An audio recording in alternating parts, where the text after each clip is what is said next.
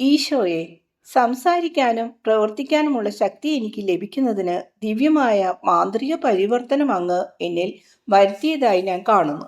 സാവൂളിന് വേണ്ടി ഫലം പറച്ചിലുകാരൻ സാമുവേലിനെ ഉയർപ്പിച്ചതുപോലെ എൻ്റെ മരിച്ച ആത്മാവിനെ അങ്ങ് ഉയർപ്പിച്ചു. അങ്ങയുടെ കണ്ണുകൾ പോലെ മധുരകരവും ശബ്ദം പോലെ പരിശുദ്ധവുമായ അങ്ങയുടെ നാമം ഞാൻ ഏറ്റുപറയും. അങ്ങ് എനിക്കൊരു പുതിയ ജീവൻ തന്നു.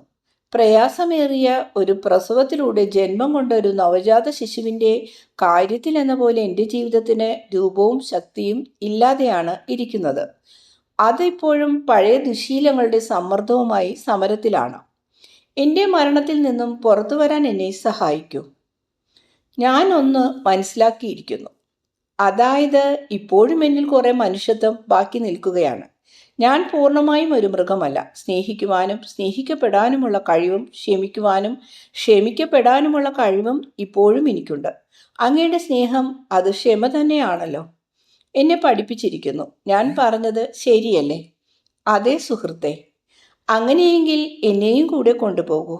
എൻ്റെ പേര് ഫെലിക്സ് എന്നായിരുന്നു. ഇതെന്തൊരു വിധി വൈപരീത്യമാണോ? എങ്കിലും എനിക്കൊരു പുതിയ പേര് തരൂ. അങ്ങനെ എൻ്റെ ഭൂതകാലം മരിക്കട്ടെ. അവസാനമായി ഒരു യജമാനനെ കണ്ടെത്തിയ തെരുവു നായിയെ പോലെ ഞാൻ അങ്ങയെ പിന്തുടർന്നു കൊള്ളാം. അങ്ങ് ആഗ്രഹിക്കുന്ന പക്ഷം ഞാൻ അങ്ങയുടെ അടിമയായിരുന്നു കൊള്ളാം. എന്നാൽ അങ്ങ് എന്നെ ഒറ്റയ്ക്ക് വിട്ടുകളയരുത്. അതേ എൻ്റെ സുഹൃത്തെ. അങ്ങ് എന്തു പേരാണ് എനിക്ക് തരാൻ പോകുന്നത്? എനിക്ക് പ്രിയപ്പെട്ട ഒരു പേര്, യോഹന്നാൻ. എന്തുകൊണ്ടെന്നാൽ ദൈവം നൽകിയ കൃപയാണ് നിങ്ങൾ. അങ്ങ് എന്നെ കൂടെ കൊണ്ടുപോകുമോ? അതെ, തൽക്കാലത്തേക്ക്. പിന്നീട് നിനക്കെൻ്റെ ശിഷ്യന്മാരെ പിന്തുടരാം. പക്ഷെ നിന്റെ വീടിൻ്റെ കാര്യം എങ്ങനെയാണ്? ഇനി എനിക്ക് വീടില്ല. എനിക്കുള്ളത് ഞാൻ ദരിദ്രർക്ക് കൊടുക്കും. എനിക്ക് സ്നേഹവും അപ്പവും തന്നാലും. വരൂ. ഈശോ അപ്പസ്തോലന്മാരെ വിളിച്ചു. അവിടെന്ന് പറഞ്ഞു, സുഹൃത്തുക്കളെ, വിശേഷിച്ചും യൂദാസേ, ഞാൻ നിങ്ങൾക്ക് നന്ദി പറയുന്നു. നിങ്ങളിലൂടെയാണ് യൂദാസേ, നിങ്ങൾ എല്ലാവരുടെയുമാണ് ഒരാത്മാവ് ദൈവത്തിലേക്ക് വരുന്നത്. ഇതാ ഇവിടെ ഒരു പുതിയ ശിഷ്യൻ. ഇയാൾ നമ്മുടെ കൂടെ വരികയാണ്. നമ്മുടെ സഹോദരന്മാരായ ശിഷ്യന്മാർക്ക് ഇയാളെ ഏൽപ്പിച്ചു കൊടുക്കേണ്ടിയിരിക്കുന്നു. അതുവരെയും ഇയാൾ നമ്മെ അനുഗമിക്കും. ഒരു ഹൃദയത്തെ കണ്ടെത്താൻ കഴിഞ്ഞതിൽ നിങ്ങൾ സന്തോഷിക്കുക. എന്നോടൊപ്പം ദൈവത്തെ വാഴ്ത്തുകയും ചെയ്യുക. എങ്കിലും ആ 12 പേരും ഇതിലത്ര സന്തുഷ്ടരായി കാണപ്പെട്ടില്ല. എന്നാൽ അനുസരണയുടെയും കാരുണ്യത്തിൻ്റെയും പേരിൽ അവർ അയാളെ സ്വീകരിച്ചു. നിങ്ങൾക്ക് ബുദ്ധിമുട്ടില്ലെങ്കിൽ ഞാൻ മുന്നിൽ നടക്കാം. എൻ്റെ വീട്ടുപടിക്കൽ വെച്ച് നമുക്ക് വീണ്ടും കാണാം. ശരി, പോയിക്കൊള്ളുക. അയാൾ ഓടിപ്പോയി. അയാൾ മറ്റൊരാളായി മാറിയ മട്ടുണ്ട്. ഇപ്പോൾ നാം തനിച്ചേ ഉള്ളല്ലോ. ഈ അവസരത്തിൽ ഞാൻ നിങ്ങൾക്കൊരു കൽപ്പന തരുന്നു. ഇതൊരു കൽപ്പന തന്നെയാണ്. അയാളോട് കരുണ കാണിക്കണം.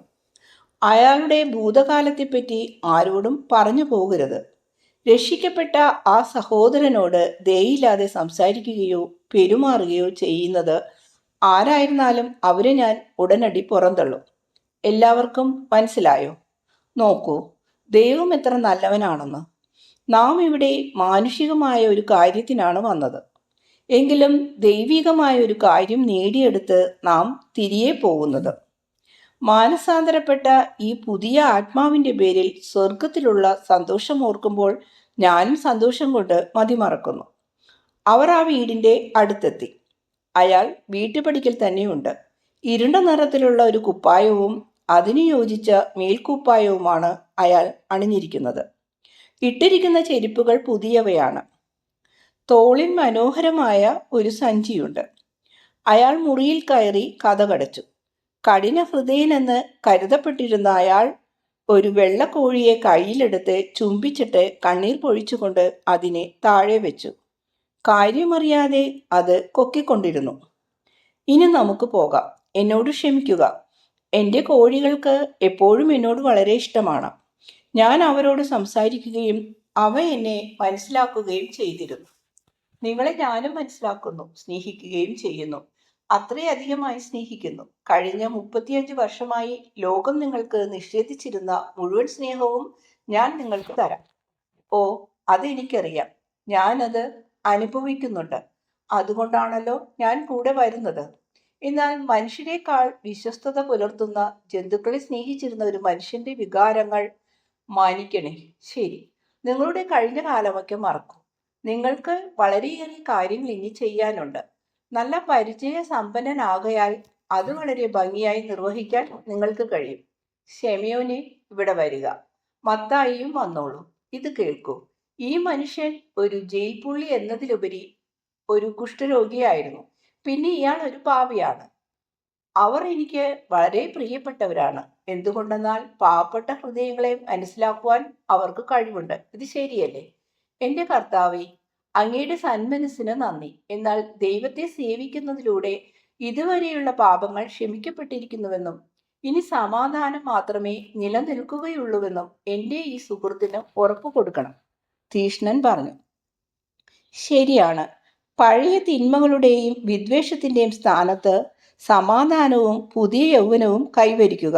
ഞാനൊരു ചുങ്കം പിരിവുകാരനായിരുന്നു. ഞാനിപ്പോൾ ഒരു അപ്പസ്തോലനാണ്. ലോകം ഞങ്ങളുടെ മുന്നിലുണ്ട്. അതേപ്പറ്റി ഞങ്ങൾക്ക് മുഴുവനായും അറിയാം. ആപൽക്കരമായ പഴത്തിനടുത്തേക്ക് അറിയാതെ ചെല്ലുന്ന അശ്രദ്ധരായ കൊച്ചു കുട്ടികളല്ല ഞങ്ങൾ. ഞങ്ങളെ പിടിച്ചു വളർത്താൻ ആർക്കും കഴിയില്ല.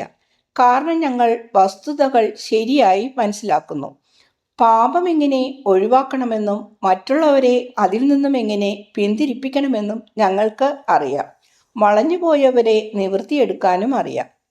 എന്തുകൊണ്ടെന്നാൽ പിന്തുണ ലഭിക്കുക എന്നത് എത്ര ആശ്വാസകരമാണെന്ന് ഞങ്ങൾ മനസ്സിലാക്കിയിരിക്കുന്നു. ആരാണ് പിന്തുണ തരുന്നതെന്നും ഞങ്ങൾക്കറിയാം. അത് ദൈവമാണ്, മത്തായി പറഞ്ഞു. ഇത് പറഞ്ഞത് ശരിയാണ്, പൂർണ്ണമായും ശരിയാണ്. അങ്ങ് ഞങ്ങളെ സഹായിക്കും. അങ്ങേക്ക് നന്ദി. ദുർഗന്ധം വമിക്കുന്ന ഒരിടത്തു നിന്നും സുഗന്ധപൂരിതവും പുഷ്പാലങ്കൃതവുമായ ഒരു പുൽപ്പുറത്തേക്ക് വന്ന അനുഭൂതിയാണ് എനിക്കുള്ളത്. പണ്ട് അനത്തോളിയായിലെ ഖനിയിൽ നിന്ന് 20 വർഷത്തെ കഠിന തടവിനും കഠിന അധ്വാനത്തിന് ശേഷം പുറത്തു വന്നപ്പോൾ എനിക്ക് ഇതുപോലെ ഒരു അനുഭവം ഉണ്ടായി. നല്ല കൊടുങ്കാറ്റുള്ളൊരു രാത്രിയിൽ ഞാൻ രക്ഷപ്പെട്ട് മഞ്ഞുമായ ഒരു മലയുടെ മുകളിലെത്തി. നേരം വെളുത്തപ്പോൾ തുറസായ സ്ഥലവും നല്ല സൂര്യപ്രകാശവും ഞാൻ കണ്ടു. എല്ലായിടത്തും സുഗന്ധപൂരിതമായ വൃക്ഷങ്ങൾ, സ്വാതന്ത്ര്യം. എന്നാൽ ഇത് അതിലും മെച്ചമാണ്. എല്ലാം കൂടുതൽ ശ്രേഷ്ഠമായിരിക്കുന്നു. കഴിഞ്ഞ 15 വർഷമായി എൻ്റെ ദേഹത്ത് ചങ്ങലയില്ല. എന്നാൽ വിദ്വേഷവും ഭയവും ഏകാന്തതയും ചങ്ങലകളായി ഇതുവരെയും എന്നോടൊപ്പം ഉണ്ടായിരുന്നു. ഇപ്പോൾ അവയും പൊട്ടിപ്പോയിരിക്കുന്നു. അങ്ങേ എൻ്റെ അടുത്തേക്ക് കൂട്ടിക്കൊണ്ടുവന്ന വൃദ്ധൻ്റെ വീട്ടുപടിക്കൽ നാം ഇപ്പോൾ എത്തിയിരിക്കുന്നു. ഹേയ് മനുഷ്യ! വൃദ്ധനായ ആ മനുഷ്യൻ അവരുടെ അടുത്തേക്ക് ഓടിയെത്തി. ഒറ്റക്കണ്ണനായ ആൾ പുതിയ വസ്ത്രങ്ങൾ ധരിച്ച് പുഞ്ചിരിച്ചുകൊണ്ട് നിൽക്കുന്നത് കണ്ട് അയാൾ അത്ഭുതസ്തംഭനായി. ഇതാ, ഇതെടുത്തുകൊള്ളൂ. ഇതെൻ്റെ വീടിൻ്റെ താക്കോലാണ്. ഞാൻ നല്ല കാര്യത്തിനായി ദൂരെ പോവുകയാണ്. എനിക്ക് അങ്ങയോട് നന്ദിയുണ്ട്. കാരണം അങ്ങാണ് എന്നെ സഹായിച്ചത്. അങ്ങ് എനിക്കൊരു കുടുംബം ഉണ്ടാക്കി തന്നു. എൻ്റെ ധനം കൊണ്ട് താങ്കൾ ഇഷ്ടമുള്ളത് ചെയ്തു കൊള്ളുക. എൻ്റെ കോഴികളെ നോക്കിക്കൊള്ളണേ. അവയെ നല്ലതുപോലെ നോക്കണം. ഒരു റോമാക്കാരൻ എല്ലാ ശാപത്തിലും വന്ന് മുട്ട വാങ്ങിക്കൊള്ളും. അതിൻ്റെ ആദായം അങ്ങേക്കെടുക്കാം. എൻ്റെ കോഴിക്കുഞ്ഞുങ്ങളെ പ്രത്യേകം രക്ഷിക്കണേ. അതിന് ദൈവം താങ്കൾക്ക് പ്രതിഫലം തരും. വൃദ്ധന് ഇത് വിശ്വസിക്കാൻ കഴിഞ്ഞില്ല. അയാൾ താക്കോൽ കയ്യിൽ വാങ്ങി വാ പൊളിച്ചു നിന്നു. ഈശോ പറഞ്ഞു, അതെ, ഇദ്ദേഹം പറഞ്ഞതുപോലെ ചെയ്യുക.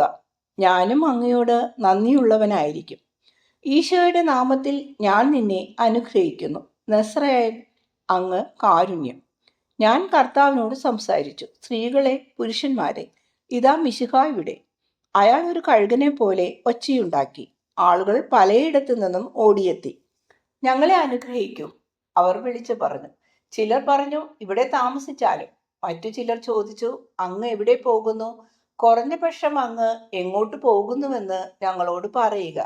ഞാൻ നായനിലേക്ക് പോവുകയാണ്. ഇവിടെ താമസിക്കാൻ നിവൃത്തിയില്ല. ഞങ്ങൾ അങ്ങയെ പിന്തുടരാം. ബുദ്ധിമുട്ടില്ലല്ലോ.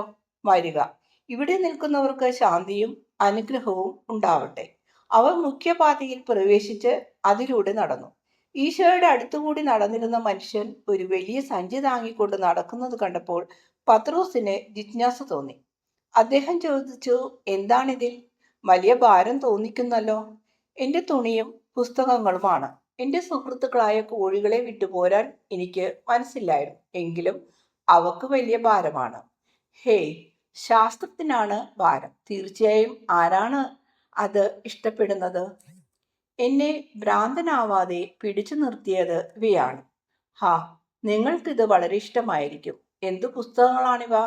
തത്വചിന്ത, ചരിത്രം, ഗ്രീക്ക്, റോമൻ കവിത. കൊള്ളാം, തീർച്ചയായും കൊള്ളാം. ഇതിങ്ങനെ കൊണ്ടു നടക്കാൻ കഴിയുമെന്ന് നിങ്ങൾ വിചാരിക്കുന്നുണ്ടോ? ഒരുപക്ഷെ ഇവ ഉപേക്ഷിക്കേണ്ടി വന്നേക്കാം. എന്നാൽ എല്ലാം കൂടി ഒന്നിച്ചു ചെയ്യാൻ കഴിയില്ല, അല്ലേ മിശിഹ? എന്നെ ഗുരുവെന്ന് വിളിക്കുക. വേണ്ട, അങ്ങനെ വിളിക്കാൻ താങ്കൾക്ക് പറ്റില്ല. എങ്കിലും നിങ്ങളുടെ സുഹൃത്തുക്കളായ പുസ്തകങ്ങളെ സൂക്ഷിക്കുവാൻ കഴിയുന്ന ഒരു പദവി ഞാൻ നിങ്ങൾക്ക് തരാം. പുറം ജാതിക്കാരുമായി ദൈവത്തെപ്പറ്റി ചർച്ച ചെയ്യുവാൻ അവ നിങ്ങളെ സഹായിക്കും. ഓഹോ, എല്ലാവിധ ബന്ധനങ്ങളിൽ നിന്നും മോചിതമായ സ്വാതന്ത്ര്യ ചിന്തയാണല്ലോ അങ്ങയുടേത്. ഈശോ പുഞ്ചിരിക്കുകയും പത്രോസ് അത്ഭുതപ്പെടുകയും ചെയ്തു. അത്ഭുതപ്പെടേണ്ട, അവിടുന്ന് ജ്ഞാനമാണ്, കൂടാതെ നന്മയുമാണ്. ഞാൻ പറയുന്നത് വിശ്വസിക്കൂ. അങ്ങ് വിദ്യാസമ്പന്നനാണോ? ഞാനോ? ഓഹോ, അങ്ങേയറ്റം വിദ്യാസമ്പന്നനാണ്. എനിക്ക് കുറെ വാചാലമായി സംസാരിക്കാൻ അറിയാം. അവിടെ എൻ്റെ മിടുക്ക് തീർന്നു. സുഹൃത്തെ, ഞാനൊരു മുക്കുവനാണ്, പത്രോസ് പുഞ്ചിരിച്ചുകൊണ്ട് വിനയത്തോടെ നിഷ്കപടമായി പറഞ്ഞു.